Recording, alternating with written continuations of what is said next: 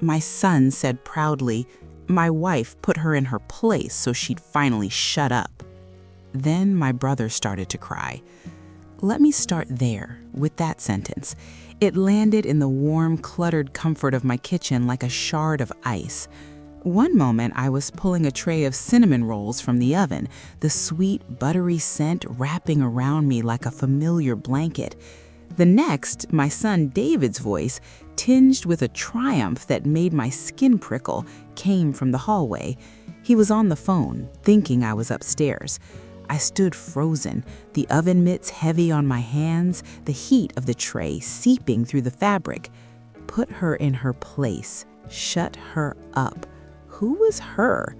The answer coiled in my gut, cold and certain, even before my mind could catch up. There was only one her in our lives who needed putting in her place, according to David's wife, Chloe. My mother, their grandmother, Eleanor. This is where I live. Not just in this house with its creaking floorboards and sunlight that paints the kitchen in gold each morning, but in the quiet, busy rhythm of family. I'm a widow of 7 years. My husband, Ben, left me with this home, a heart that still talks to him in the quiet hours, and our son, David. My brother, Thomas, lives 3 streets over. My mother, Eleanor, is 82, and for the last 2 years, she's lived in the Garden View Senior Residence, a nice enough place with hydrangeas out front and a lobby that always smells faintly of lemon polish. She has dementia. It's a gentle sort most days, a tide that comes in, blurring the edges of recent memory, but often receding to leave the pebbles of her long past clear and bright. She repeats stories. She forgets names. Sometimes she thinks I'm her sister, June, but her heart, that vast, stubborn, loving engine, is unchanged. My normal life was built around these rhythms. Sunday dinners here with Thomas and David and Chloe, Wednesday visits to Mom, where I'd bring her favorite lavender shortbread and we'd look at old photos. I cherished the chaos of a full table, the clatter of cutlery, the overlapping conversations. David, my only child, was the sun around which my world had orbited for 30 years. He'd been a serious boy, sensitive, with Ben's thoughtful eyes. When he married Chloe 3 years ago, I welcomed her. She was sharp, ambitious, beautifully put together, a contrast to David's softer nature. I thought they balanced each other. I baked for their new home, I listened, and I tried not to be the cliché of a meddling mother-in-law. But a shift had begun, so subtle I'd told myself I was imagining it. It was in the way Chloe's smile would tighten just a fraction when my mother told the same story about Ben proposing to me at the county fair for the 3rd time in an evening. It was in the slight sigh she'd exhale when Mom would forget her name. "It's Chloe, Eleanor," she'd say, the patience in her voice as thin as tissue paper. David started to echo it. "She's just so loud, Mom," he'd say after a visit, rubbing his temples. "And she repeats herself constantly. It's exhausting." I'd defend her gently. "She's just happy to see us, David. That's her joy coming out." He'd shrug, a new dismissive gesture that didn't belong to the boy I raised. The first real clue came on a rainy Thursday in April. I was at Garden View, helping Mom sort through a box of old scarves. She was having a clear day. We were laughing about a ridiculous hat she'd worn in the 70s when Chloe arrived unannounced. She wore a sleek trench coat beaded with rain and carried a folder. Her smile was all business. "Hello, Eleanor. I was in the neighborhood. I need a tiny, tiny favor." She opened the folder. It was a document, a power of attorney form.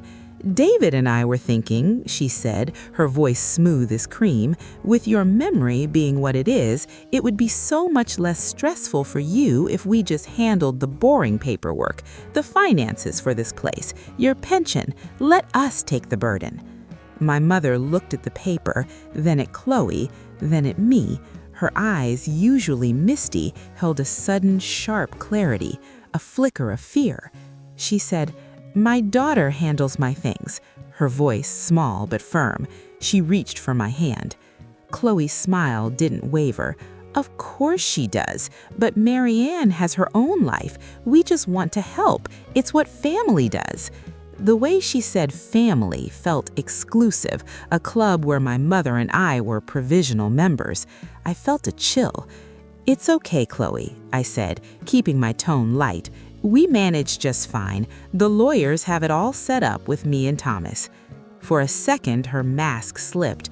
I saw not hurt, but irritation, a flash of pure, thwarted will. It was gone in an instant. Sure, just trying to help. She left shortly after, the scent of her expensive perfume lingering, clashing with the smell of rain and old wool. That night, David called.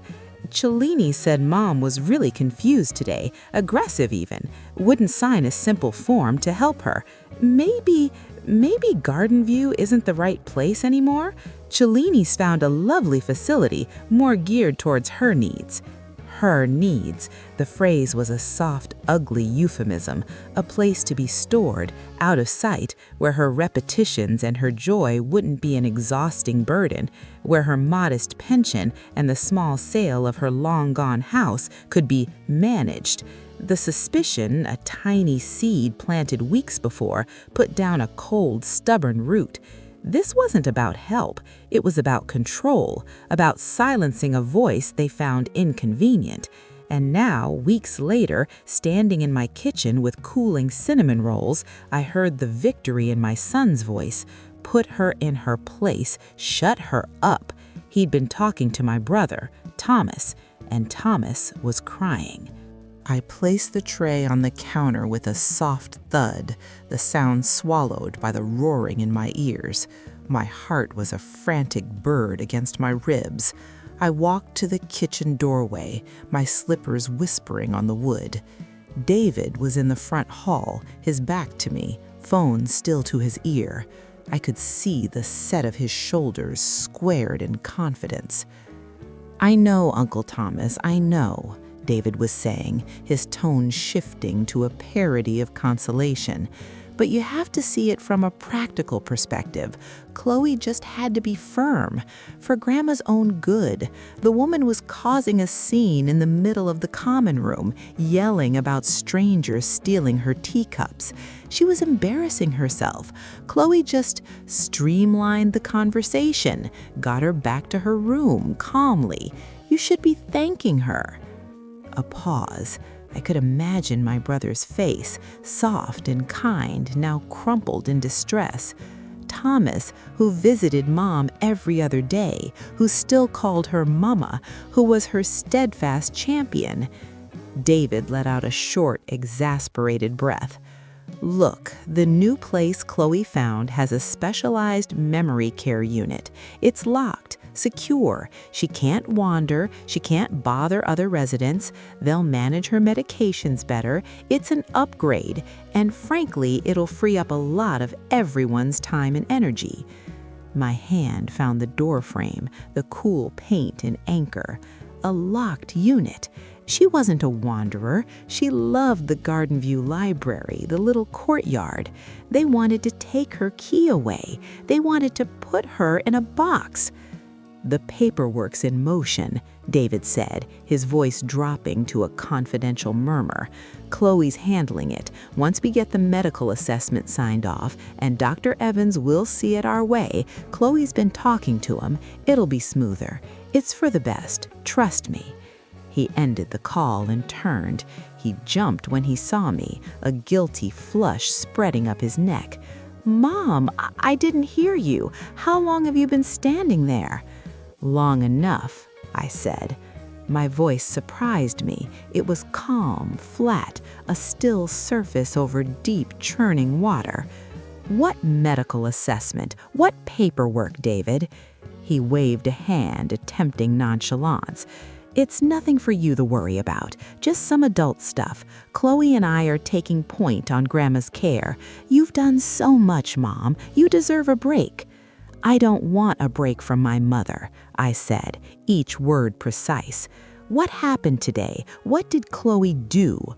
His face hardened, the boy I knew receding behind the man my daughter-in-law had helped sculpt. Grandma was having an episode, making accusations, yelling. It was disruptive. Chloe went to visit just to drop off some new lotion, and she handled it. She redirected her, got her settled. It's what the books say to do with dementia patients. You're too emotional about it, Mom. You always have been.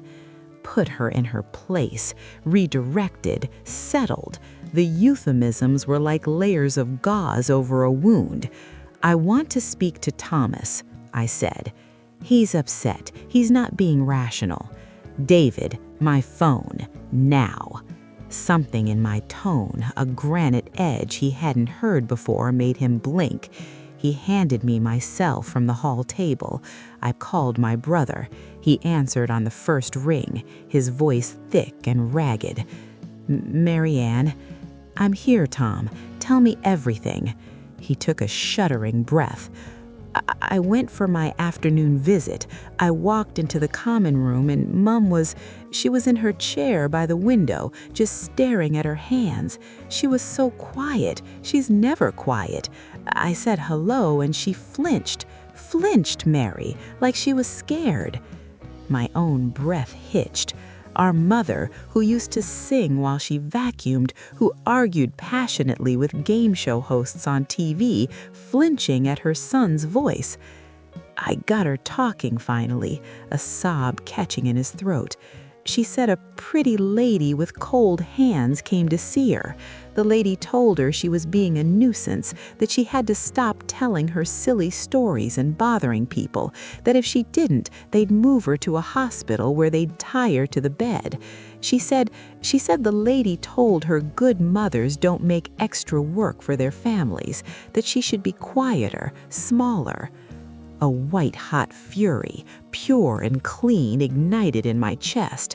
I looked at David, who was studying his shoes, a muscle ticking in his jaw. Who was it, Tom? I asked the aide. She said Chloe had been there for about 40 minutes earlier. She said they'd had a private chat in the common room. She heard raised voices, but thought it was just family stuff. It wasn't a redirect. It wasn't care. It was a targeted, cruel intimidation, a systematic breaking of an old woman's spirit so she'd be compliant, so she'd sign their forms, so she'd go quietly into their upgraded, locked facility, so she'd finally shut up. I'm going over there now, I said. Mom, don't overreact, David interjected, hearing my plan. I ignored him. Tom, stay with her. I'll be there in 20 minutes. Marianne, my brother whispered, the fear palpable. They're moving fast. What are we going to do? That was the question. The discovery was complete. The betrayal was no longer a suspicion. It was a concrete act carried out with clinical efficiency by the woman my son called his wife, with his proud blessing. The moral universe I inhabited, where family protected its most vulnerable, had cracked open. Now I had to decide how to move in the new, colder landscape. First, I said, my eyes locking with my son's, seeing not my child, but a stranger in a familiar face. We are going to bear witness. Then we are going to protect what's ours. I grabbed my coat from the hook. David stepped into my path. Mom, you're going to make a scene. Don't do this. Chloe was only trying to help. I stopped, looking up at him. In that moment, I didn't see a man, but the little boy who used to climb into his grandmother's lap for stories, the boy she'd comforted through nightmares. The love I felt for that boy warred with a devastating grief for the man he'd become. Help, I repeated softly. David, look at me and tell me you believe that. Tell me you believe that threatening your grandmother with restraint and abandonment is help. He couldn't hold my gaze. His eyes darted away, towards the window, towards the world where Chloe's logic reigned supreme. That was my answer. The alliance was clear. My son had chosen his wife's cruel pragmatism over his mother's heart, over his grandmother's dignity. The action I would take began to form in my mind, not as a plan of revenge, but as a wall of defense. It would require clarity, legal precision, and a steely resolve I hadn't needed in years. I walked around him and out the front door, the spring air feeling like a slap against my heated face. The battle for my mother's peace, for her very voice, had been declared, and I had just left my own kitchen as a soldier.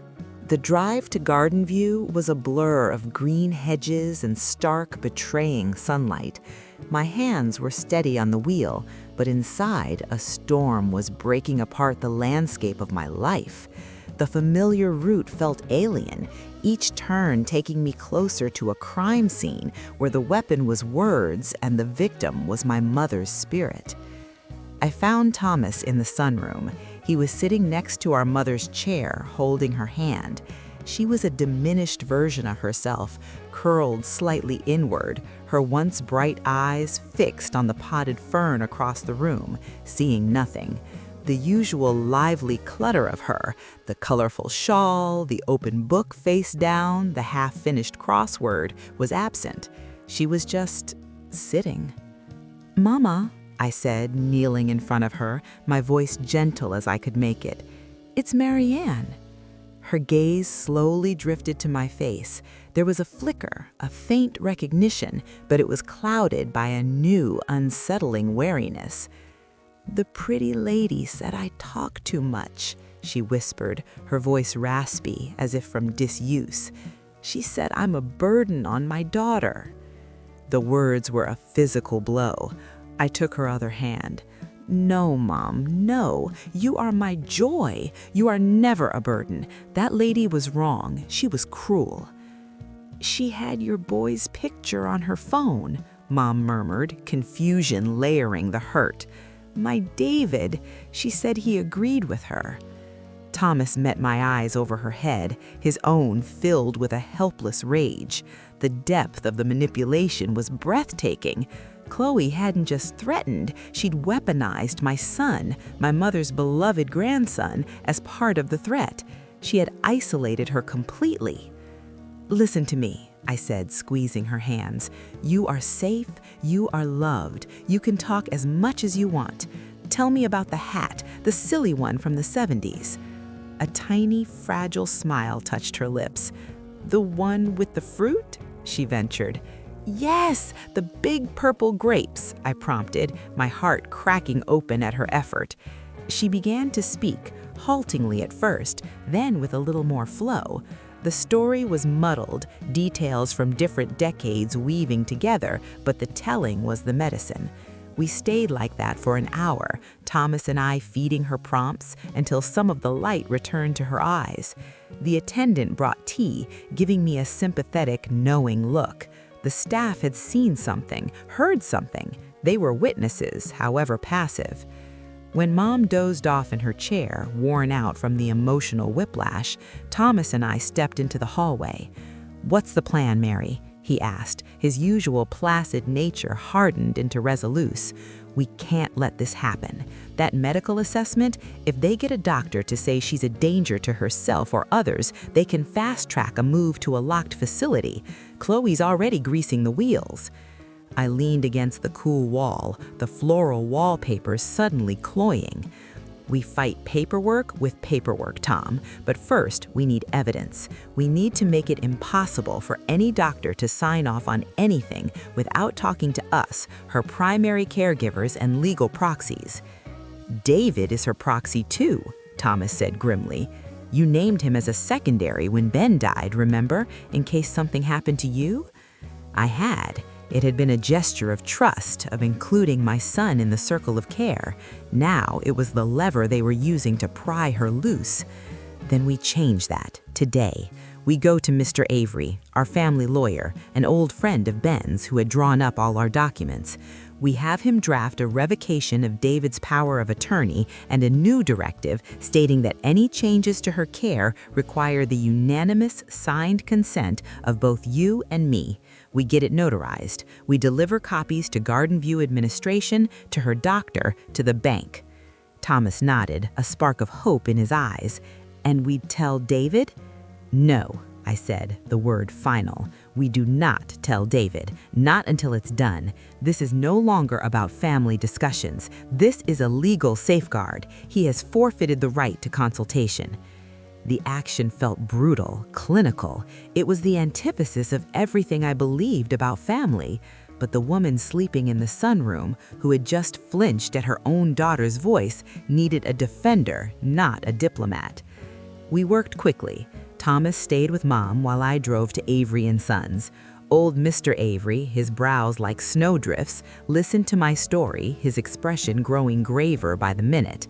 He remembered David as a boy. He shook his head with a sorrow that spoke of seeing such things too often. The corrosive power of greed, Marianne, even when it's dressed up as concern.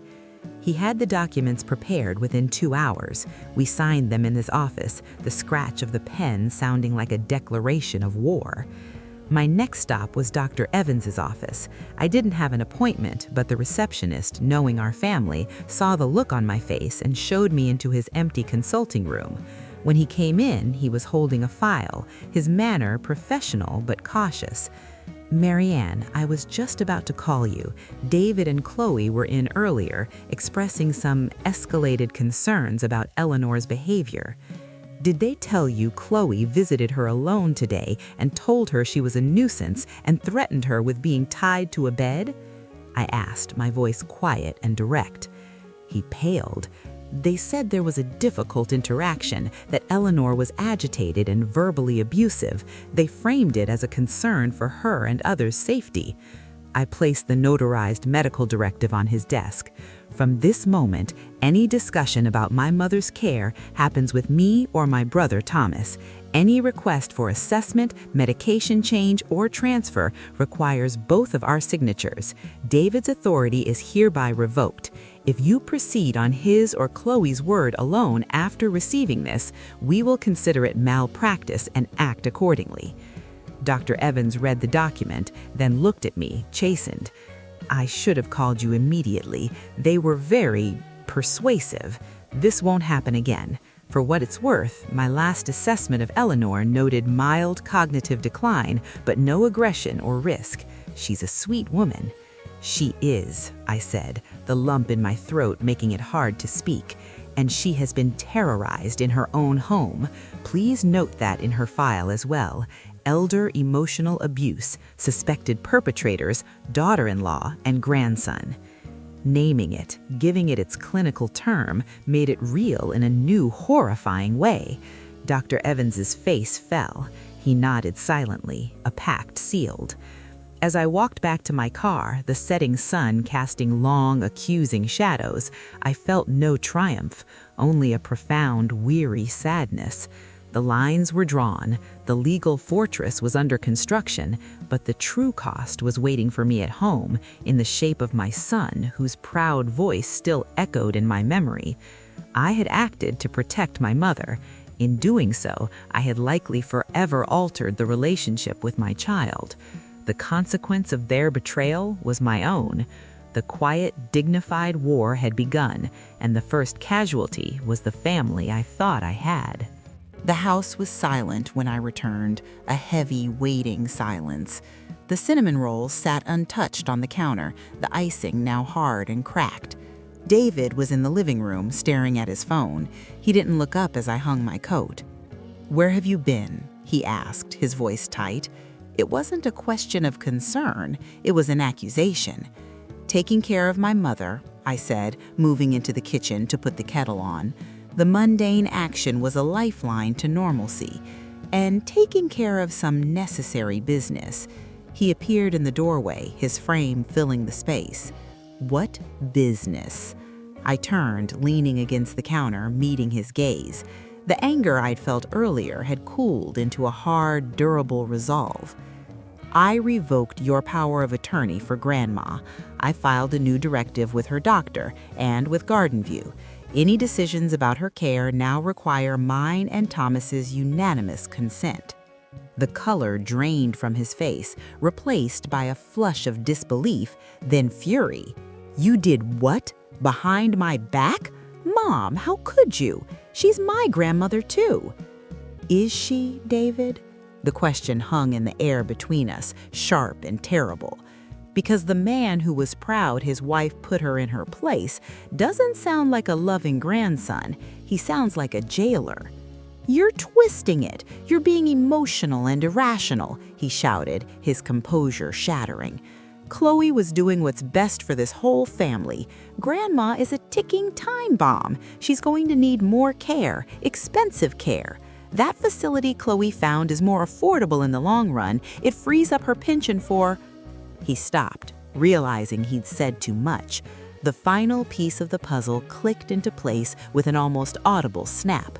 The pension, the modest proceeds from the sale of her house years ago, which sat in a managed account to pay for Garden View. It wasn't just about convenience or embarrassment. It was about the money. They wanted to downgrade her care to free up funds. For what? A new car? A kitchen renovation? The motive, so venal and small, took my breath away. "For what, David?" I asked, my voice dangerously quiet. "What did you and Chloe need my mother's money for?" He looked away, his jaw working.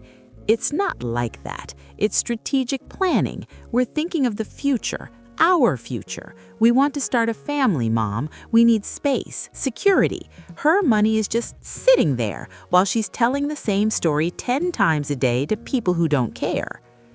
There it was, the brutal, ugly calculus.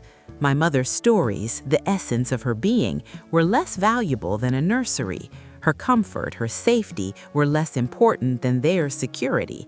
The moral universe Chloe inhabited, and into which she had dragged my son, was one where the elderly were balance sheets, where love had a monetary threshold. "Get out," I said. The words were simple, clean. He blinked, stunned. "What?" "Get out of my house, now." "You don't mean this. This is my home, too." "It is my house," I said, each word a stone laid between us, "left to me by my husband, your father, who loved his mother, who would be ashamed of you today. You are not welcome here until you can look at me and tell me, honestly, that what Chloe did was wrong, that intimidating an old woman to get her money is evil. Until then, you are not my son in any way that matters." The shock on his face curdled into something harder, uglier.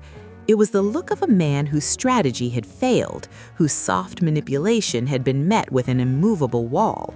"You'll regret this," he said, his voice low. "You'll be alone. Thomas can't handle all of this. You're choosing a woman who doesn't even know what year it is over your own flesh and blood." The cruelty of it was so perfect, so tailored to wound, that I knew it was not entirely his. It was Chloe's logic spoken through his mouth. "I am choosing kindness over cruelty, dignity over greed. That is the only choice a person with a soul ever really has. Now get out." He stared at me for a long moment, as if truly seeing me for the first time, not as his accommodating mother, but as an adversary. Then he turned on his heel and left. I heard the front door open and shut with a definitive click. The sound echoed in the hollow of my chest.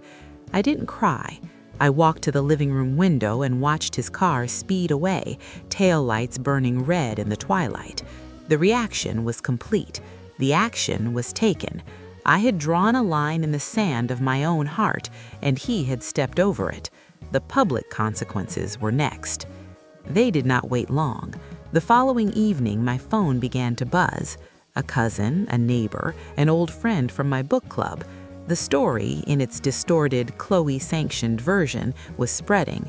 Poor David and Chloe, just trying to do right by Eleanor, and Marianne has completely lost it, kicked her own son out of the house? She's obsessed, irrational, turning Thomas against them too. She's in denial about how bad Eleanor really is.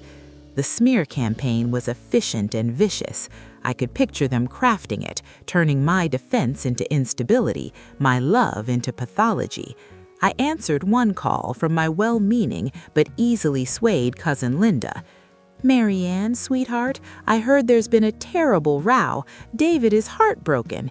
Is it true you're cutting him off over a simple disagreement about your mom's care?" I took a steadying breath. "Linda, did David tell you that Chloe visited my mother alone and told her she was a burden, that she talked too much, and threatened to have her tied down if she didn't behave?" A shocked silence. "What?" No, he said Chloe was helping calm her down.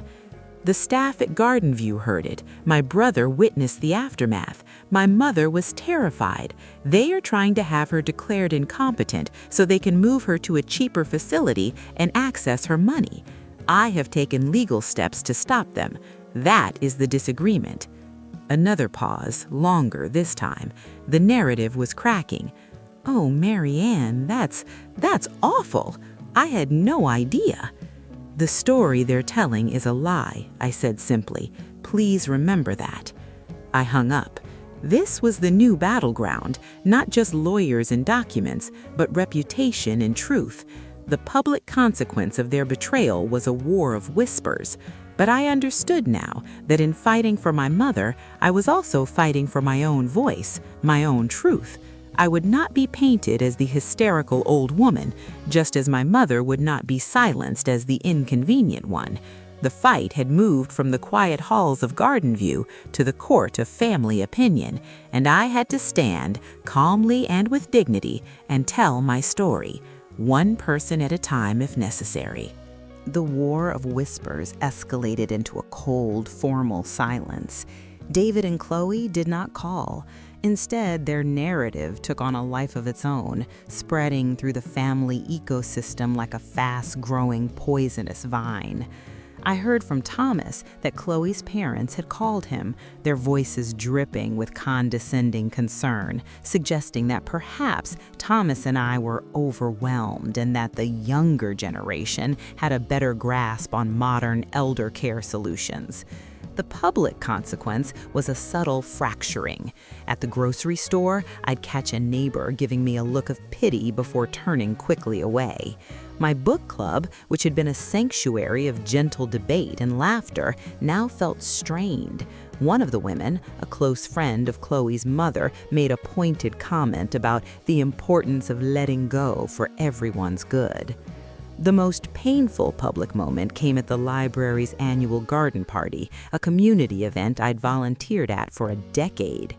I was arranging donated books on a trestle table when I saw them, David and Chloe, across the lawn near the rose arbor.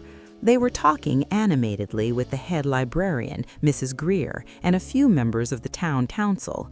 Chloe was gesturing gracefully, a picture of earnest engagement.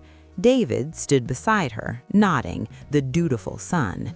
Then Mrs. Greer glanced over at me, her expression a complex mix of sympathy and uncertainty. Chloe followed her gaze. Our eyes met across the distance. She didn't smirk or glare. She gave me a small, sorrowful smile, a masterpiece of performative regret, before turning back to the group, placing a gentle, proprietary hand on David's arm. The message was clear. We are the responsible ones, the forward thinkers. She is the troubled, stubborn obstacle. It was a public relations coup executed on a lawn dotted with daisies. I felt the sting of it, hot and humiliating. They were not just defending themselves, they were actively recruiting sympathy, building a case in the court of public opinion that would make any further action I took look like the ravings of a bitter, aging woman. I had the law on my side, but they were winning the story. I finished my task, my hands trembling slightly as I smoothed a price sticker on a paperback. I would not flee. I would not give them the satisfaction. I took a plate of lemon cookies and walked calmly across the lawn, joining a circle of women from the Historical Society.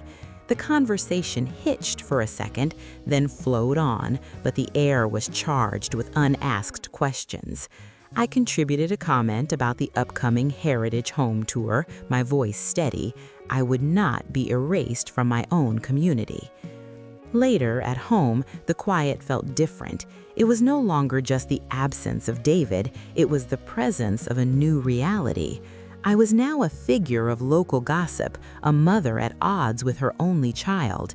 The injustice of it was a constant low-grade ache, but in that ache, I found a strange kind of clarity.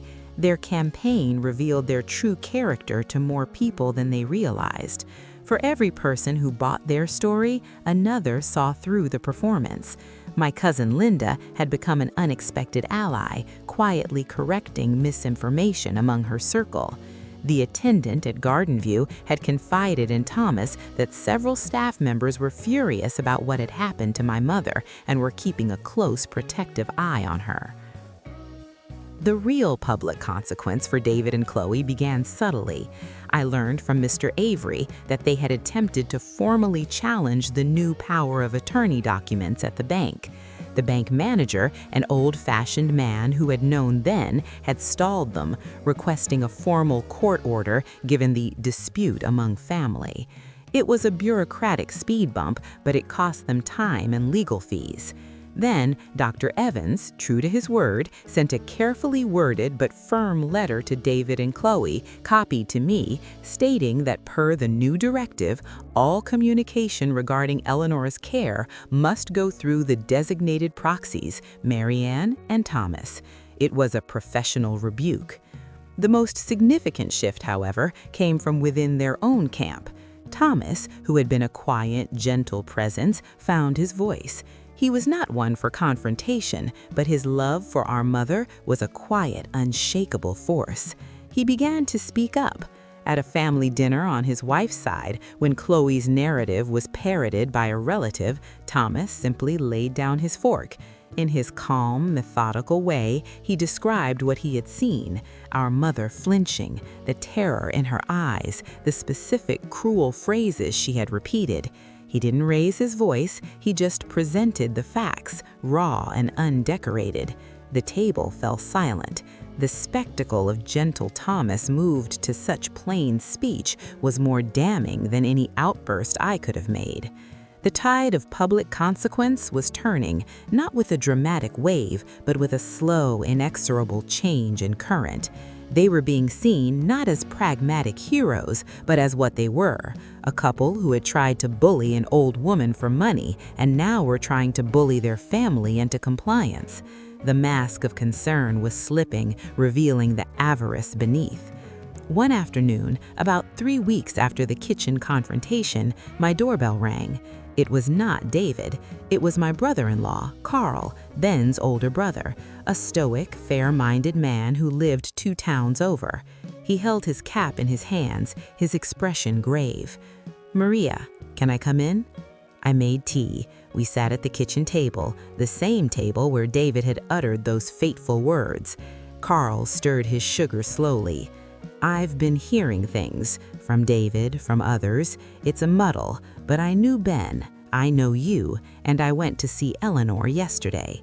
I looked up surprised. Carl visited rarely. He was a quiet man who showed his love through actions, not words. She showed me her photo album, the old one. She pointed to a picture of Ben as a boy fishing. She said, "My Benny, he always made sure I was okay." Then she got quiet and said, "The pretty lady said Benny would be ashamed of me for talking." Carl's eyes, so like my husband's, glistened. "That's when I knew the truth, Maria. Using my dead brother's memory to hurt his mother, there's no coming back from that. The family, our side of the family, wants you to know. We stand with you, with Eleanor. You tell us what you need." It wasn't a public vindication in the town square, but it was something deeper, the restoration of truth within the family that mattered most. The foundation of David and Chloe's story was cracking. The consequence of their betrayal was not the swift social ruin they might have feared, but a gradual, chilling isolation. They were being surrounded by a silence of their own making, a silence filled not with compliance, but with judgment. They had chosen a path of cruelty and greed, and now, step by step, the world was showing them the cost. The resolution did not arrive as a single event, but as a series of quiet reckonings, like stones settling in a riverbed after a flood. The public drama ebbed. The whispers faded, not because the story was forgotten, but because the truth had become the accepted version. David and Chloe's name, when mentioned at the grocery store or the pharmacy, was now accompanied by a slight shake of the head, a tone of sad disapproval. They had not been cast out, but they were now viewed through a lens of clarified understanding. Their campaign had backfired spectacularly. In trying to paint me as unstable, they had only illuminated their own moral emptiness. My focus shifted entirely to healing, for my mother and for myself. Mom's recovery was slow and fragile. The fear Chloe had planted did not vanish overnight. Some days she would start to tell a story, then stop mid-sentence, her eyes darting to me as if for permission. "Is it all right if I say this?" she'd ask, her voice small. Each time my heart would break anew, and each time I would take her hand and say, "Always, your stories are my favorite sound in the world." Slowly, the light returned. We instituted Story Hour every afternoon at Garden View. Thomas or I, sometimes Carl or his wife, would sit with her and just let her talk. We recorded some of them on my phone, rambling, beautiful tales of her childhood, of my father's courtship, of the town when it had half the people and twice the trees. Her voice, once again, filled spaces with life. I began to heal too, in the quiet solitude of my home. I grieved for the son I thought I had, for the future I had imagined with grandchildren running through these rooms. That grief was a real and heavy thing. I let myself feel its full weight. I'd sit in Ben's old armchair in the evenings, a blanket over my lap, and just let the sadness wash over me. I didn't fight it. I learned that healing isn't about the absence of pain, but about making room for it, about building a life around the scar tissue so it becomes part of your landscape, not your entire horizon. I reconnected with parts of myself I'd neglected. I joined a weekend pottery class, something I'd always wanted to do. The feel of the cool, yielding clay centering on the wheel was a meditation. I made lopsided bowls and vases with thick walls, but it didn't matter. The process was the point, creating something from mud with my own hands. I started walking in the woods behind the property again, something Ben and I used to do. I noticed the small things, the intricate architecture of a spider web beaded with morning dew, the specific scent of damp earth and decaying leaves after a rain. These small sensory details anchored me to the world, reminding me of its enduring, quiet beauty. Thomas and I grew closer than we had been since we were children. Our shared mission forged a bond of quiet solidarity. We had weekly coffees, not always to talk about Mom or the situation, but just to be in each other's company. We remembered our parents together, the good times, laughing about old family vacations where everything went wrong. It was a rebuilding of a different kind of family, one based on mutual respect and shared history, not obligation. Then, one crisp autumn afternoon, nearly 5 months after it all began, the doorbell rang. I wasn't expecting anyone. Through the glass, I saw David, alone. My breath caught. He looked different, thinner, older. The arrogant set of his shoulders was gone. He seemed slumped, uncertain. He held a simple bunch of yellow chrysanthemums, the kind you buy at the gas station. I opened the door. We stood there, separated by the threshold, a chasm of unsaid things between us. "Mom," he said. His voice was rough. I didn't invite him in. I simply waited. Can I come in, just for a minute?" I stepped back, leaving the decision to enter to him. He did, wiping his feet carefully, a childhood habit that surfaced unconsciously. He stood awkwardly in the hall, holding out the flowers. "These are for you." I took them. "Thank you." The silence stretched. He looked around the house at the pottery projects drying on the kitchen counter, at the new photograph on the hall table, one of me, Thomas, and Mom smiling in the Garden View courtyard. His gaze lingered there. "How is she?" he asked, finally. "Better. She's laughing again." He nodded, swallowing hard. I went to see her yesterday." This surprised me. I said nothing. She didn't really know who I was. She called me young man. She offered me a biscuit from the tin you keep there. His voice broke. She was so kind, and she was telling a story to the lady who sits next to her about teaching me to tie my shoes. She remembered that, but she didn't remember me. There was no accusation in his tone, only a profound, devastating sorrow. The consequence he was facing was not legal or social anymore. It was existential. He had participated in an attempt to diminish her, and now, in her mind, he was already diminished to a polite stranger. The justice was so perfect, so cruel, and so entirely of his own making. "Why are you here, David?" I asked, my own heart a tight knot in my chest. He looked at me then, and for the first time I saw my boy again. Not the man Chloe had shaped, but the sensitive child, lost and remorseful. "Chloe left," he said, the words barely a whisper. "A month ago. She said I was weak, that I'd failed to manage the situation, that the money was tied up and I'd alienated my family for nothing." He gave a hollow laugh. "She's already seeing someone else, someone with better prospects." I felt no schadenfreude, only a deep, weary pity. He had traded his inheritance of love for a pottage of greed, and now he was left with nothing but the empty bowl. "I am so sorry, Mom," he said, tears finally spilling over, "for what I said, for what I let happen, for being proud of it. I am so ashamed." I looked at this man, my son, broken by the very values he had chosen to champion. The moral lesson was written in the ruins of his choices. Forgiveness did not spring instantly into my heart. It was not a switch to be flipped, but the possibility of it, like a tiny green shoot in cracked earth, stirred. "The apology," I said slowly, "is for your grandmother, David, not for me. You terrified a defenseless old woman for money.